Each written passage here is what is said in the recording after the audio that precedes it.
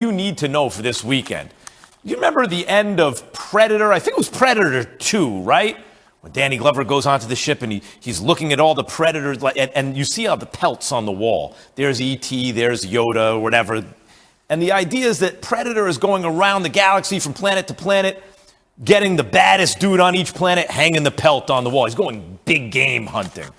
That's what Lamar Jackson and Justin Herbert are doing.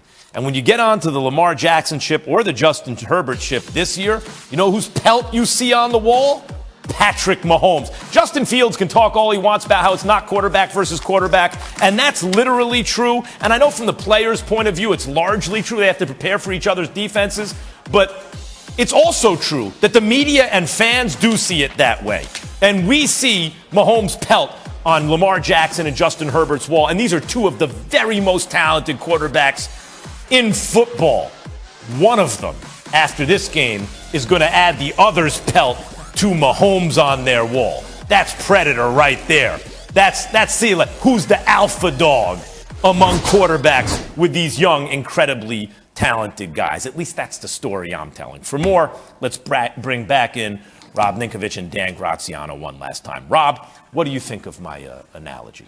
I like The Predator. I love the movie. It's a great movie. You know, that's what you think of. Should we do the handshake and then the bicep? You know, like. But I'm going with Lamar. I like Lamar. If you go back in the archives when Lamar was drafted, I said years ago, of the first round drafted quarterbacks, Lamar was going to be the best of the group. You didn't want to make him a wide receiver? No, I did not. Good. I wanted to make him exactly what he is. We'll play in the CFL? The most dynamic, in and out of the pocket quarterback that we have ever seen. Yeah. And he even throws the ball better. And look, I'm not going to say he's better than Mike Vick yet because Mike Vick played a long time. But right now, if he keeps playing, he's better than Mike Vick. Yes, he is. 100%. I mean, he's 100%. Rob, he's Mike Vick gone right. He has that kind of next level talent, but he's not the last guy in and the first guy out. The only reason I don't say that is because he's got to do it for another 5 years. Make it 10 years, 10 years maybe. So anyway, let me finish my thought, please. Okay, thank you. Anyway, I think that he is the best of the two, and he's going to come out with the victory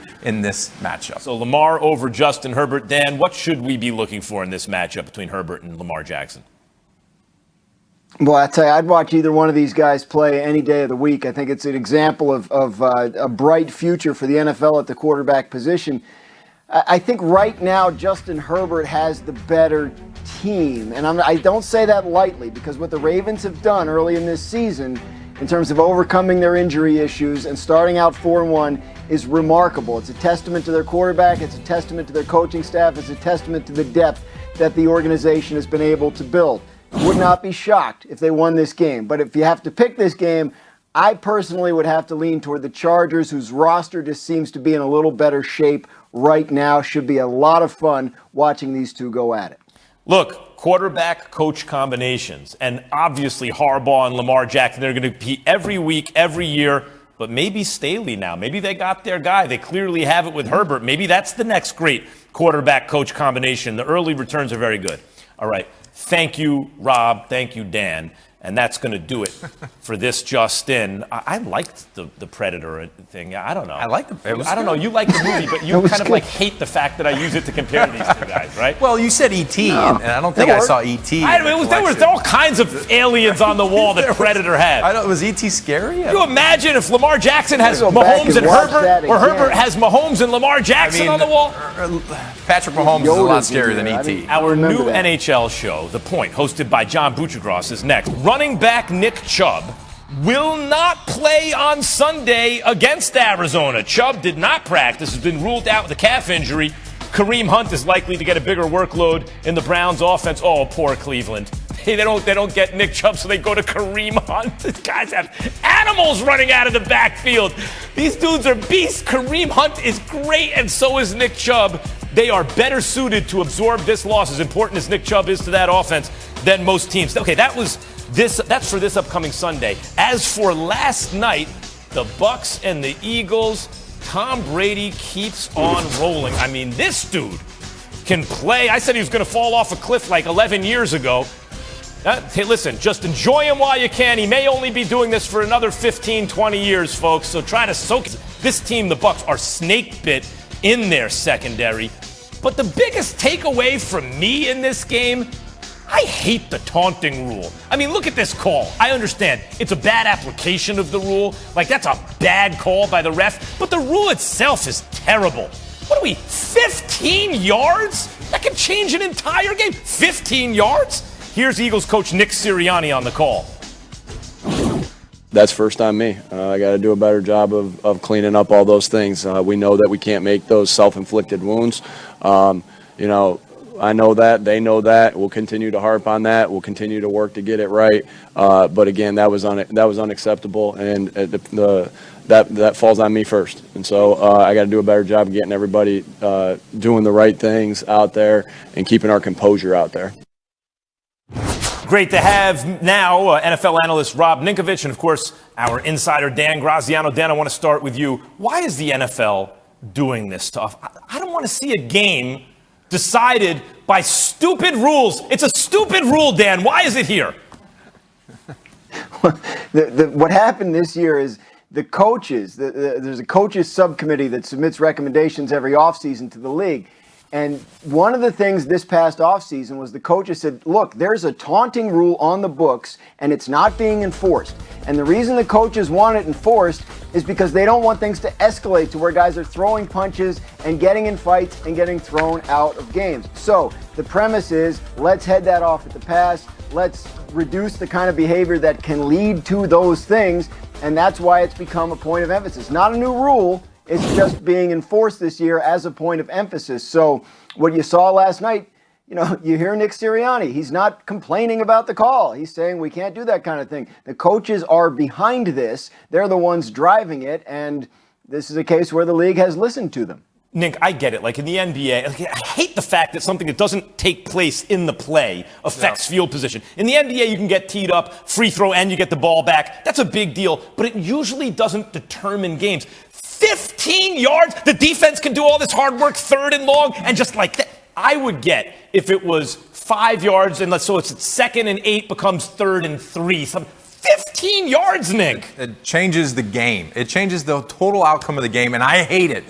Add another minute to the butter in the microwave, just softening the game up. So when I watched that last night, as a defender, you are trying to be aggressive. You're trying to set the tone, and when you tackle somebody, you should be able to celebrate a little bit or tell somebody, I just got you, or I just tackled you hard, and you feel it. Did you feel that one? Because I felt it too. There's nothing wrong with the offensive guy when he gets a first down to, signal first down and walk it off like AB does when he gets a first down. So what about a defensive football player? And even in that situation, Fournette walked into the defender. Yeah, what's he? The defender didn't go into him.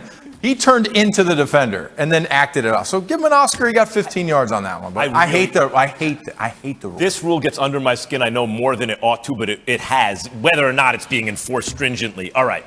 The Bucs did actually end up winning the game. Here is Tom Brady. I don't know if you heard about it. He's considered the greatest of all time on the win. It's tough to win on the road. And obviously we didn't play our best, so we got to get back to work.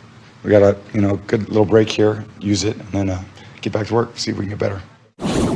I like the Rams a lot, Nick, but when it comes down to it in the playoffs, if all things even, the team with Brady, even with the injury to Sherman and the problems in the secondary, are the Bucs the team to beat in the NFC? I think with the secondary, that's their biggest hole. That's their biggest weakness. And as they progress through the season, they're going to play somebody that they need coverage. You need to have a secondary. So I'm not going to say that they're the best in the NFC. No, I'm not. You have Arizona, you got the Cowboys who have a secondary and a running game. So definitely, I would say the Bucs have the best offense and they're the most powerful and potent offense when it comes to the quarterback receiving core with the tight ends that they have. But as far as total roster, man, that defensive secondary, it's a problem. It's a problem. Been a problem since the very beginning of the season. We'll have more on this game and whether or not Jalen Hurts is the long-term solution at quarterback for the Eagles. Some notable games are ahead in Week 6. It's this Sunday in Baltimore. A pair of young stars in Justin Herbert and Lamar Jackson will square off. According to our FPI, the Ravens, playing at home, have a 59% chance to knock off the Chargers. In Foxborough. Let's watch the rest of this Lamar Jackson run. There you go. In Foxborough, the Patriots host the Cowboys under Bill Belichick. New England is 5-0 against the Cowboys, but Tom Brady was under center for each of those meetings, and in case you hadn't heard, again, that's no longer the case. And meantime, the only undefeated team in the league, the Arizona Cardinals, will play the Cleveland Browns in Cleveland. Our FPI has this is a near coin flip. The Browns with a 52% chance, apparently, to hand Arizona its first loss of the season. That was before the Zach Ertz trade, by the way. Okay, time for some Week 6 bold predictions. Graz, you're up first.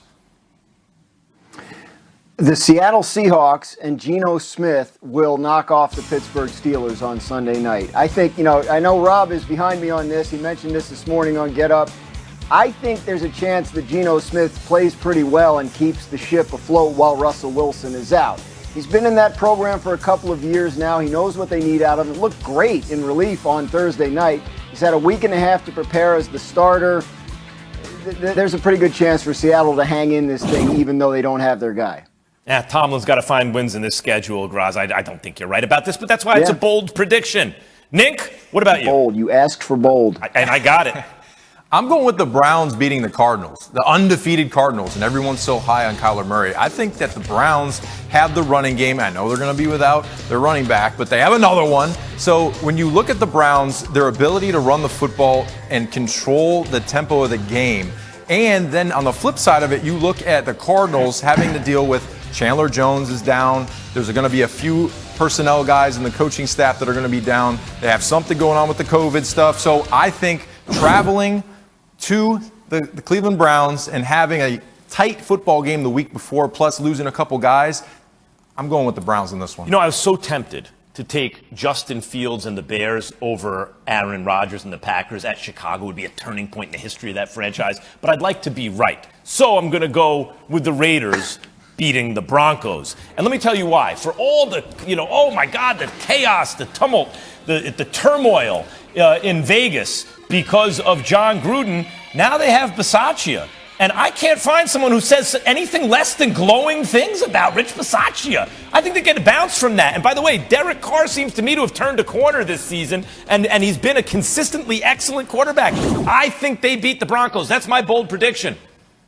Okay, so Graz is giving me a maybe. All right, I was thinking maybe you would think it was bold. I like it. Maybe it's not I like so bold. it. Okay, good. No, good. Is good. it bold? So much on the line this weekend in the NFL, but don't go anywhere. Coming up, what I just say, Justin Fields. Nobody's. And this just in, the Panthers will face the Vikings Sunday without Christian McCaffrey for the third straight game. Carolina's star do-everything running back did not participate in today's practice and was also held out Thursday after doing limited work on Wednesday. Meantime, rookie quarterback Justin Fields and the Bears take on Aaron Rodgers and the Packers Sunday. Rodgers in Green Bay has won 4 straight after dropping their opener, while Justin Fields has won 2 in a row since being named starter, 3 in a row if you count the second half he played when Andy Dalton went down. Here's Fields on facing the reigning MVP. To be honest, I don't look at it as a matchup between me and Aaron, or I didn't look at it a matchup back then. It's between me and Trevor. I'm simply doing whatever I need to do to help my team win, and if that's hand the ball off 80 times during a game, or if that's throw for however so many yards, that's what I'm going to do. So I'm not worried about comparisons between touchdown stats. I'm just worried about winning. That's it. Isn't there an instinct to say, hey, that's Aaron Rodgers, I want to do better than him or do what he's doing? My job is to win, and my job isn't to be better than any quarterback. So, as long as we win, that's I'm doing my job the right way. I believe him, Nick, even though human nature is what it is. Of course, inevitably, that some thoughts have to creep into your mind. I believe Justin Fields, but in this case, a win at home against Aaron Rodgers with a rookie quarterback who has a chance to be great, right, would be, I feel like, a turning point in the history of the Bears franchise in a way, right? What statement would it make if Justin Fields and the Bears win this game? You'd have Bears super fans all over the city going nuts if their rookie quarterback beat Aaron Rodgers. But at the end of the day, he's exactly right. He's not taking any snaps on defense going after Aaron Rodgers. So what's it going to take? It's going to take the whole team. It's going to take everybody offensively, defensively, special teams to beat the Packers. And Aaron Rodgers right now, he's hot. He's on fire. He's playing really well. So it's going to take taking care of the football from your young quarterback, making sure you don't turn the football over. Running game, which It might be a little struggle. It might be a struggle for the Bears to get the running game going. So in this matchup, it's not going to be easy. But if he was to get the win, it would be insane. And I don't think it's going to happen. Doesn't matter if he throws for 90 yards and no touchdowns. If they win this game, Fields will be the 20th different Bears starting quarterback against the Packers since 1992. That's at 20. Wow. Green Bay during that span has only started 3 against Chicago. Rodgers, Brett Favre, and Hundley. Joe Burrow and the Bengals are at the winless Lions on Sunday. Okay, Burrow is only the 3rd ever first or second year quarterback with multiple passing touchdowns in a team's first 5 games of a season. I know, that's a lot of stats flying at you. Try this. The other 2 guys on the list are Dan Marino and Johnny Unitas. Burrow and the 3-2 Bengals are at a game behind the Ravens for the lead in the AFC North. Okay, time now for our weekly look at fantasy football with Matthew Berry, author of the must-read love-hate column on ESPN.com, and once again, our very own insider, Dan Graziano. Hey, guys, first up this week, Matthew, the Bengals' Joe Burrow is on the love list. I'm a huge fan of his and what he's doing in Cincy. Why do you think he's a good play this week, though?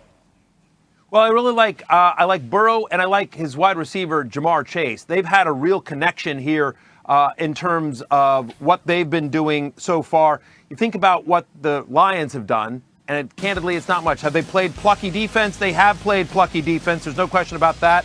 But this is a team that over the last 4 weeks is, bottom 13 in terms of scoring defense. Jamar Chase leads all wide receivers in terms of fantasy points per target.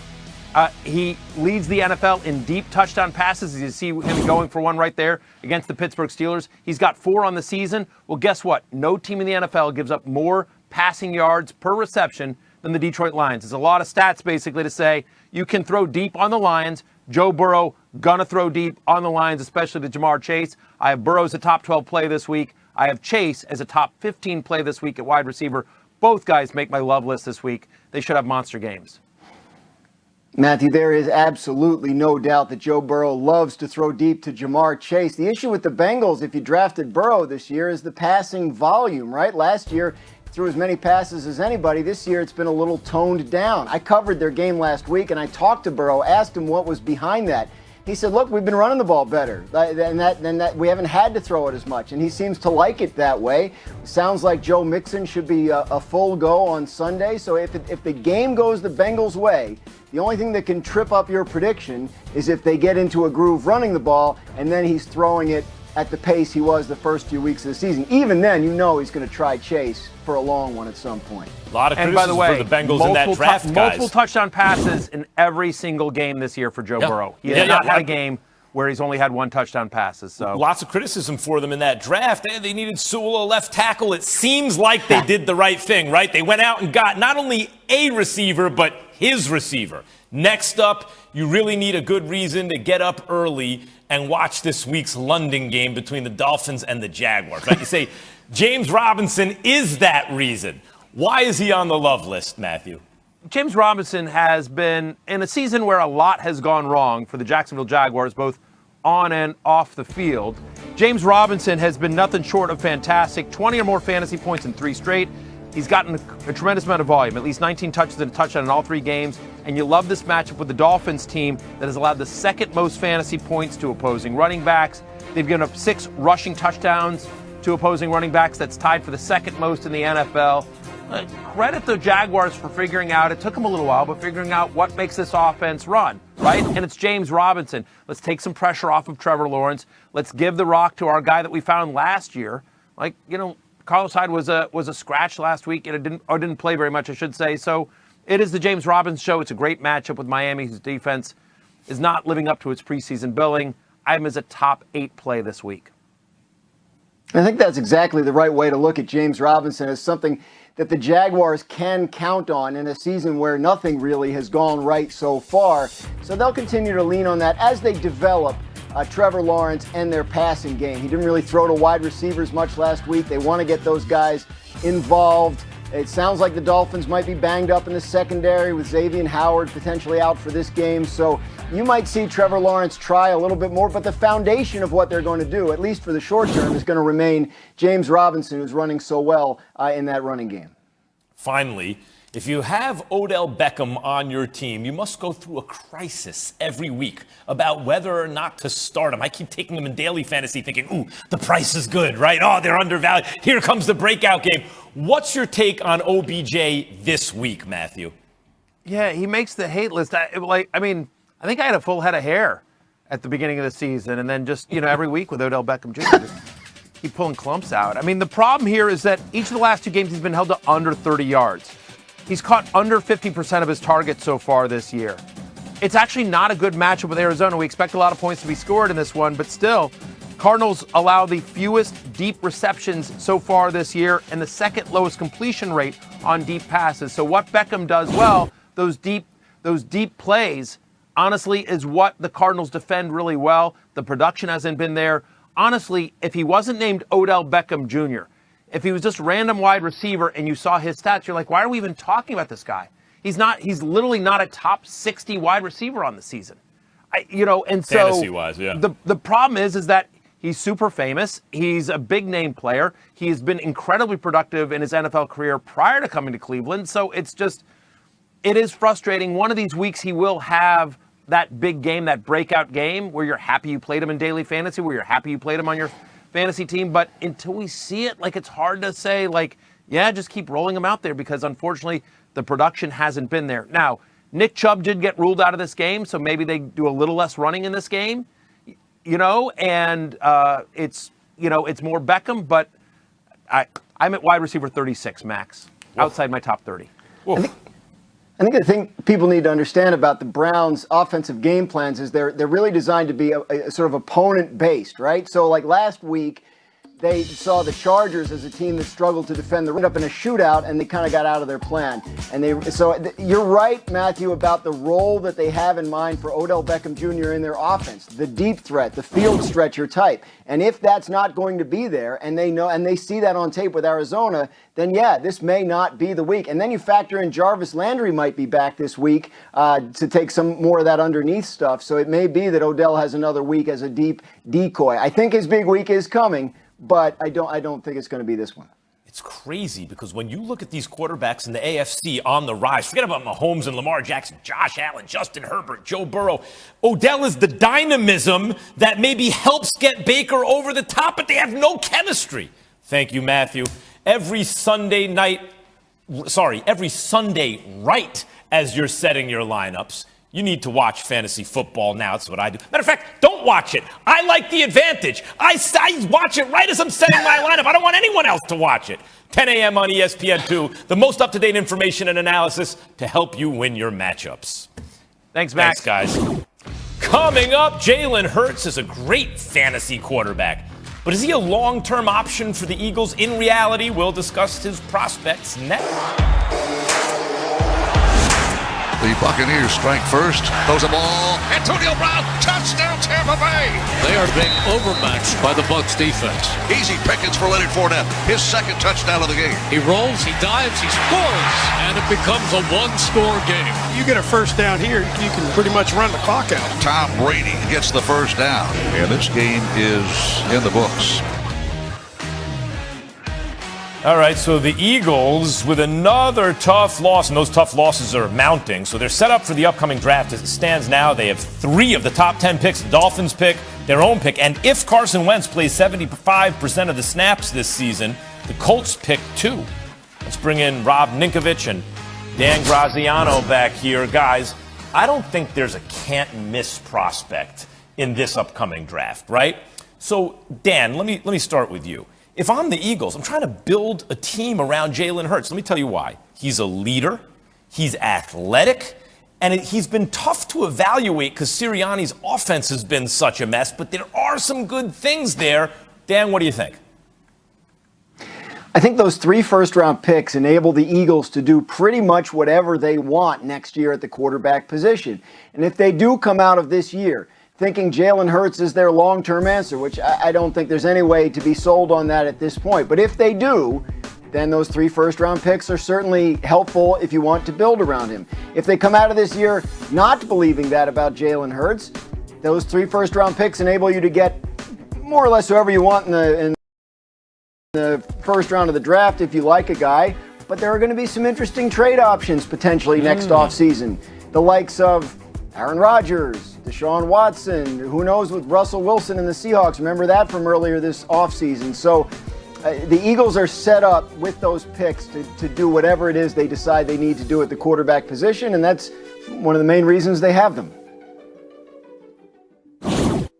Now, let me go through those one at a time, because I'm going to push back, Dan, a little bit here. The Eagles were not on Russell Wilson's list. Aaron Rodgers, there are teams where Aaron Rodgers could look and go, boy, I have a good chance to win there, like even more than the Packers a little bit maybe. The Eagles are not one of those teams. And I don't know if or when Deshaun Watson ever sees an NFL field again. Let's be honest, he has real problems. 20-something different women have made accusations. Okay, so if the quarterback's not in the draft, it's dangerous to squint and hope you see one, Nick. What do you think about Hurts as the long-term answer in Philly? Look, I was a huge fan of Hurts last year when he dismantled the number one defense in the Saints in his first start, and he's only started 10 football games. So think about the ability of Hurts in and out of the pocket, his athletic ability, throwing down the football field. I think that he is the long-term answer to the Eagles. They have those high draft picks. Why not build the team around him and surround him with more talent?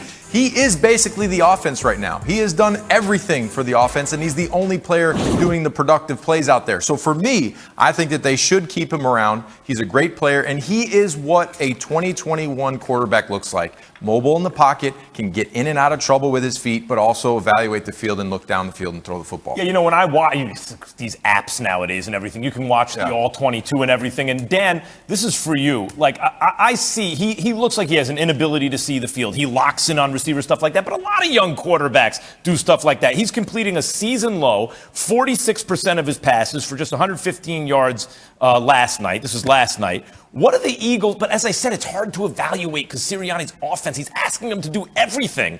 What does he have to do, Sirianni, to put Hurts in a better position to succeed? Well, I mean, look, we know he can involve the running backs more. They had 9 running back carries last night, and they're averaging 12 per game. Now, why is that? It may be that just the way they feel like they have to set up formation-wise it lends itself to, you know, more wide receivers on the field and fewer running backs involved, because that's how they enhance Jalen Hurts' passing ability. Maybe the running backs are needed as blockers in pass protection, that kind of thing. But they are going to have to evolve it. This is a young man. 85% of his team's yards have come from him this year. That's the most insane in the league, and that's a lot to ask of a guy who's made 10 NFL starts. And I'll bring it up again a couple weeks ago. 0 plays with motion from the snap. 0. Like, what's Miles Sanders doing? It's their best weapon. All right, Hurts and... What defense are they in? Hurts motion. Well, okay, right, exactly. Hurts and Philly, now 2-4. Eagles at the Raiders next week. Okay. Speaking of the Raiders, they've had a hectic week with their head coach, John Gruden, resigning on Monday after leaked emails showed that he used racist, misogynistic, and anti-gay language over an 8-year period. Interim head coach Rich Bisaccia takes over for the Raiders, who are at the Broncos on Sunday. We now welcome in from Las Vegas the host of Daily Wager, Doug Kazarian, for his weekly segment. Doug, we start with the hometown Raiders, obviously turmoil this week. How are you playing their game in Denver Sunday? Anytime there's a significant sports storyline, it becomes a betting storyline. So the question is, what's the short-term effect of all this Gruden news? And I think we're going to see a low-scoring game, relatively speaking, in Denver, and it's also matchup dependent. Look, you have the Broncos defense, which is certainly stout, better at home than on the road. And you have a Raiders team coming in that does not have its offensive play caller, right? Gruden's so well respected from an offensive mind standpoint. That's not going to be the case. Brett Jacobs returning from injury, practicing today. I think they're going to try to be a grinded out game. And this Raiders front, on defensive front, can get to the quarterback. So I think the Broncos are comfortable in a sort of a field position game, running the ball themselves, a game manager, if you will, although Bridgewater's played better in this year than in recent years. So I like the under 44 for sure. Okay, turning to college football, the big game tomorrow is in Athens, where Georgia hosts Kentucky. What do you like there, Doug? Another low-scoring game expected. Two teams with very similar styles, but I'm going to side with the team that has just better athletes across the board, and Army's team total under 11.5. Georgia, the most points they've given up all season was 13, and that was to Clemson. One other double-digit output, that was last week, 10 points to Auburn, and everything else single digits or a bagel. I think this defense is full of men, and with, again, Kentucky teams can play some defense themselves. They're going to want to run the ball as well, just like Georgia does on offense. I don't see Kentucky getting 2 touchdowns or a touchdown and 2 field goals. I think it's too much to ask. Even in this day and age of college football, I like the team total for the Wildcats under. And finally, Doug, I am told that you have a strong opinion on a game in the ACC tomorrow, Pitt and Virginia Tech. So what is your angle on that one? Yeah, I'm going with the Pitt Panthers. And we know this in college football. There's narratives, especially when kids are involved. Teams coming off losses, teams into a bye week, out of a bye week. I think what Virginia Tech went through last week is really tough to come off the map, right? They're up 8 points late against Notre Dame. High-profile game. The crowd was rocking at Lane Stadium, and then they blow it. The Irish go touchdown, 2-point conversion, and then get the stop and get a game-winning field goal. I think that's a really tough bounce-back spot. Meanwhile, Pitt coming in, I love their offense. Kenny Pickett, I love what they're doing on offense with Mark Whipple as a coordinator. I just think this team is sort of a strong offensive unit. I don't think Virginia Tech can take advantage of Pitt's defense. But also, here's a fun fact. Every team this year that has lost to Notre Dame has not covered the following week. Yeah, it's 0-4, but it's a little bit of a narrative. But I really think it applies here, even before I knew that stat. I just think it's tough on a week-to-week basis for this Virginia Tech team, again, to get off the mat and kind of show up against a Pitt team that I think is better than them. So I'll lay the points on the road with the Panthers in a day game, not a night game at Lane Stadium. Thanks, Doug. You can get more great betting content on the Daily Wager podcast, available wherever you get your podcasts. Coming up, David Pop Dan, I need some quick takes. All right, Nick, the New England Patriots, not sure if you're familiar with them, are hosting the Cowboys. Will Bill Belichick's defense, he's the Patriots head coach, Rob, slow down Dak Prescott in that high-powered offense? Has anyone stopped that high-powered offense yet? I think it's going to be tough, but they do have some big-bodied linebackers. They got Hightower, they got Vanoy, they got a newly acquired Jamie Collins and Bentley there. So they have 4 big kind of linebackers. They're going to have to stop the run. Can they do it? I don't think so. Okay, Patrick Mahomes and the Chiefs with 11 turnovers this season, tied for the most in the NFL. Dan Graziano, how are they trying to clean this up for Sunday's matchup with Washington? Max, it's about getting back to the basics for Patrick Mahomes and the Chiefs in practice. Mahomes talked this week about what he's doing to work on the turnover issue, and he mentioned, mechanics and footwork in the pocket. Remember, look, and this is not him talking, this is me talking. Remember, they have a new offensive line this year. Entirely possible that he's still building trust with his pass protection. That could affect, if that affects your footwork by a tiny fraction of a second, it could be enough to cause those kinds of problems. So he's not going to make that kind of excuse. But what the Chiefs are saying on both sides of the ball is that it's about getting back to basics, understanding their assignments and their own role in what's gone wrong and fixing it that way. Chiefs might not lose again until December. In fact, I don't think they will. Cardinals trading today for tight end Zach Ertz, getting yet another weapon for Kyler Murray. Rob, how's he going to fit into what Arizona wants to do offensively? He's going to fit perfectly into what Arizona wants to do. The intermediate routes, his ability to read coverage and sit down in zone, find the open space. I think he is going to a great spot. Now he's with a competitor, a team that is going to be in the playoffs. So now he's happy. He's happy. He's got to be happy. Kyler Murray's happy. Kyler Murray's happy. Offense? The Rams defense had nothing for him at LA. What are you going to do with this offense now? Ertz is still good. He's still very good. Yeah, there's no doubt about it. That was the buzzer. But you know what? I'm having so much fun. We're going to overtime, Dan. What kind of impact does this Cardinals trade for Ertz have on the balance of power in the NFC? Well, I think it keeps the Cardinals right at the top right now with, the Rams and the Packers and all these other, the Cowboys, obviously. This is about staying on top. They're out to 5-0 start. They lost. Max Williams had been their tight end. He had been a key part of what they were doing on offense, both as a receiver and a run blocker. They needed to replace him, and they went out and found a guy who's a veteran. Another win-now move from a team that this offseason brought in J.J. Watt, A.J. Green. The Cardinals are trying to make a push from a non-playoff team to a Super Bowl winner. Exactly. In 1 J.J. year. Watt, A.J. Green. These guys are all name brands. And in the NFL, usually, that guy's not so. They can all still really play. Ertz can still really play. Cardinals at the Browns on Sunday. Ertz is not eligible, by the way, since he played for the Eagles last night. Sometimes the best lessons you learn are when you do have failings. Alabama, number one, no more. The goal is to be number one at the end of the season. But to have an opportunity to do that, you got to be in the 4. That's the most critical part. So We still can accomplish everything we want to accomplish. We don't get any prizes for having 6 wins right now.